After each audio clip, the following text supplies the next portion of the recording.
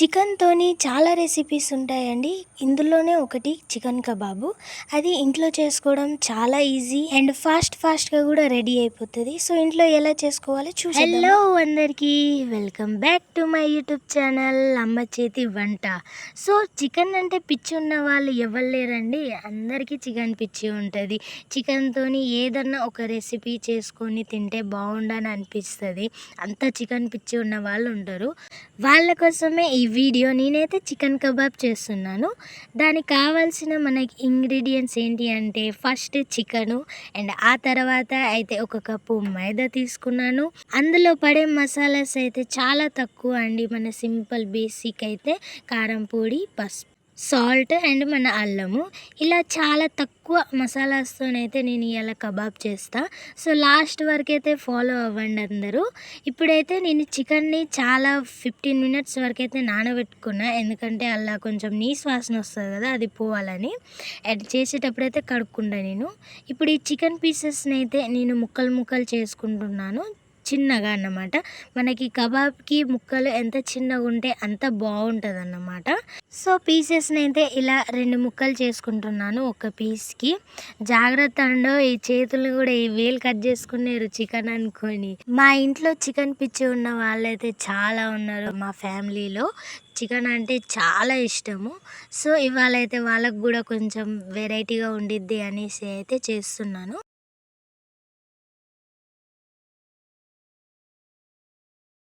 ఇదండి పీసెస్ అయితే చూడండి ఎంత మంచిగా ఇలా చిన్నగా అయితే చేసి కట్ చేసుకున్నాను. ఇలా ఉంటేనే బాగుంటాయి. ఇప్పుడు ఈ చికెన్ అయితే సైడ్ పెట్టుకున్నాము. అండ్ మనకి దాంట్లో కావాల్సింది ఒక ఆనియన్ ఇంకా కొత్తిమీర. ఇప్పుడైతే మనం ఆనియన్ని మంచిగా చిన్న పీసెస్లో అయితే కట్ చేసుకుందాము.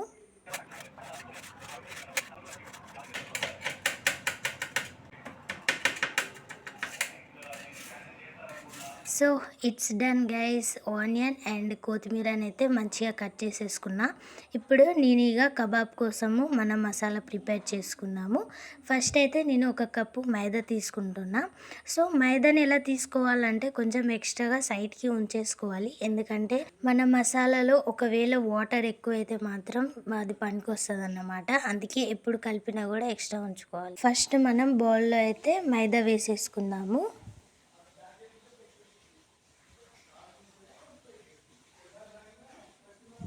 నెక్స్ట్ ఇందులోకి మన అన్ని మసాలాస్ పడతాయి. ఫస్ట్ అయితే పసుపు, ఆ తర్వాత కారం అండ్ కొంచెం అంత అల్లం అండ్ టేస్ట్కి సరిపడే అంత సాల్ట్ని అయితే చూసుకొని వేసుకోవాలి. ఎక్కువైతే మాత్రం వేస్ట్ అయిపోతుంది. సో, ఇప్పుడైతే ఇందులో కొంచెం అంత కొత్తిమీర వేసుకుందాము. అండ్ మంచిగా దీన్ని అయితే మిక్స్ చేసేసుకోవాలి. మన మసాలాస్ అన్నీ ఈ పిండిలో అయితే కలిసిపోవాలి. మెయిన్ అయితే మన అల్లం ఫ్లేవర్ రావాలి మంచిగా. ఇప్పుడు ఇక మనం ఇందులోకి అయితే వాటర్ యాడ్ చేసుకుందాము. సో, వాటర్ యాడ్ చేసుకున్నప్పుడైతే మనం మంచిగా స్టెప్గా కొంచెంగా అయితే పోసుకోవాలి. ఎందుకంటే ఒకేసారి పోతే మాత్రం మన పిండి లూజ్ అయిపోతుంది అండ్ వేస్ట్ అయిపోతుంది. సో, కొంచెంగా కలుపుకుంటూ మిక్స్ చేసుకుంటూ మనమైతే ఇలా చేసుకోవాలి. చూడండి, మన పేస్ట్ అయితే ఇలా రెడీ అయిపోయింది. టెక్స్చర్ అయితే చూస్తున్నారు కదా, ఈ మాత్రం అయితే ఉండాలి. ఇప్పుడు ఇందులో ఆనియన్ కలిపేసుకుందాము అండ్ మంచిగా కలిపేసుకోవాలి. ఆ తర్వాత ఇందులో మనం ధనియా పొడి మసాలా వేసుకుందాము. ఇప్పుడు ఇక మనమైతే మన చికెన్ ముక్కల్ని అయితే ఇందులో వేసేసుకొని మంచిగా కలిపేసుకోవాలి. మన పిండి అయితే కొంచెం లూజ్ అయిందండి. అందుకే ఇందులో ఇంకొంచెం మైదా పోసుకుంటున్నాను. చూడండి, ఇందుకే చెప్పాను నేను కొంచెం మైదా ఉంచుకోవాలని. ఎందుకంటే ఇలా ఈ ప్రాబ్లం వస్తాయని చెప్పేసి నేను కొంచెం సైడ్కి పెట్టుకున్నా, ఇలా అవసరం వస్తుందని. ఇప్పుడైతే ఇది వేసుకున్నా కదా, సరిపోయింది. చూడండి, ఈ విధానంగా అయితే మన పేస్ట్ అయితే రెడీ అయిపోయింది. ఇప్పుడు ఈ పేస్ట్ని అయితే మనం ఒక 15 నిమిషాల వరకు అయితే ఇలా మూత పెట్టి ఉంచేసుకుందాము. సో, ఫైనలీ మనం ఫైనల్ స్టేజ్కి వచ్చేసినాము. ఇప్పుడైతే మనం ఫ్రై చేసుకోవడానికి మెయిన్ ఆయిల్ చెక్ చేసుకోవాలి ఎంత వేడుందో లేదో అని. తక్కువ ఉండాలండి, లేకపోతే పైన ఉడికిద్ది అండ్ లోపల మాత్రం పచ్చిగా ఉంటుంది. సో, ఫస్ట్ అయితే ఒక పీస్ వేసుకొని చూడాలి, ఆ తర్వాత అన్నీ వేసుకోవాలి. సో, ఆయిల్ అయితే నాది సరిపోయిందండి. చూడండి ఎలా చిలిమిలా అంటుందో. నేను అన్నీ వేసేసుకుంటున్నాయి ఇక ఫ్రై చేసుకోవడానికి.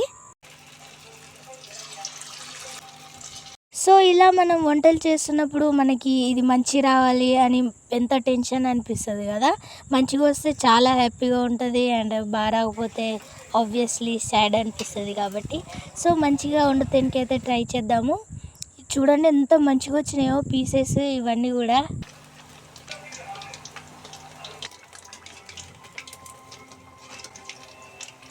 మన పీసెస్ అయితే ఇప్పుడు రెడీ అయిపోయినాయి. కబాబ్లు చూడండి ఎంత మంచిగా అయితే ఫ్రై అయిపోయినాయి. కలర్ అయితే మంచిగా బ్రౌనిష్గా అయితే వచ్చేసింది. ఇప్పుడు వీటిని తీసుకొని మనం ఒక ప్లేట్లో వేసేసుకుందాము. సేమ్ అదే విధానంగా మళ్ళీ ఇంకా మన కబాబ్ని అలానే కలర్ వచ్చేదాకా మంచిగా ఫ్రై చేసుకొని ప్లేట్లో వేసేసుకోవాలి. చికెన్ కబాబ్స్ అయితే మంచిగా రెడీ అయిపోయినాయండి. ఇప్పుడు మనం ఒక ప్లేట్లో వేసుకొని ఆనియన్, కొత్తిమీర, పచ్చిమిర్చి ఇలా వీటితోనే అయితే మనం గార్నిష్ చేసుకోవాలి. ఫస్ట్ అయితే ఆనియన్ అండ్ తర్వాత కొత్తిమీర, సాల్ట్ పైన వేసుకోవాలి. తింటుంటే సాల్ట్ అలా నాలుకకి తగులుతుంటే మంచిగా అనిపిస్తుంది అన్నమాట. మంచిగా అయితే కబాబ్లు వేడివేడిగా తింటే చాలా బాగుంటుందండి టేస్ట్. ఇప్పుడు వీటిపైన లేకపోతే మనం అన్నిటి మీద అయితే లెమన్ స్క్వీజ్ చేసుకొని టేస్ట్ చేస్తే సూపర్ ఉంటుంది. సో మన కబాబ్ అయితే సూపర్ వచ్చిందని టేస్ట్ చేస్తే మీరు ట్రై చేయండి. Thank you.